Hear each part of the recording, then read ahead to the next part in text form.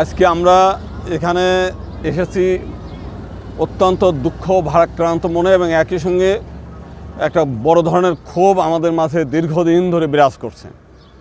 আপনারা জানেন সমগ্র ভারতবর্ষে না, সমগ্র হিন্দু সমাজের এটা হচ্ছে একটা হৃদয় এবং মানুষ এইটা আজকের থেকে না, সেই শরণাতীত কালের পৌরাণিক কাল থেকে এইখানের একটা তীর্থভূমি।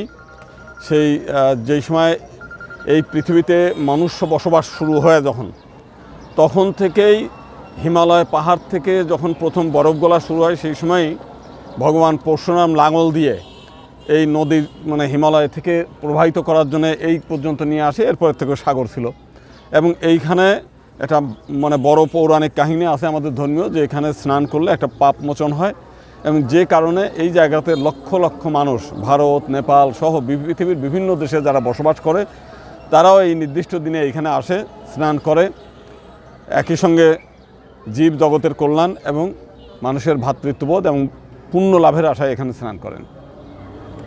যে কারণে এখানে 7 জন জমিদার এই ঘাটের এপাশ থেকে ওপাশ পর্যন্ত জমিগুলো তারা দান করেছিলেন, বিভিন্ন মন্দির ছিল।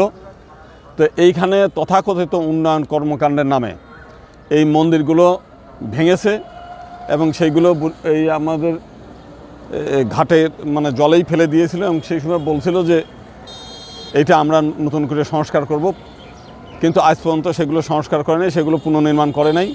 তো সেই বিষয়গুলো আমরা লিখিত বক্তব্য আমরা পাঠ করি, এরপরে আমাদের উন্নয়নরা এই বিষয়গুলো আরও ডিটেলস আলোচনা করবে। তো সংবাদ সম্মেলন আমরা আজকে আমরা 24 মার্চ 2024 তারিখে সম্মেলন আজকে সম্মেলন করছি, এটা বন্দরে।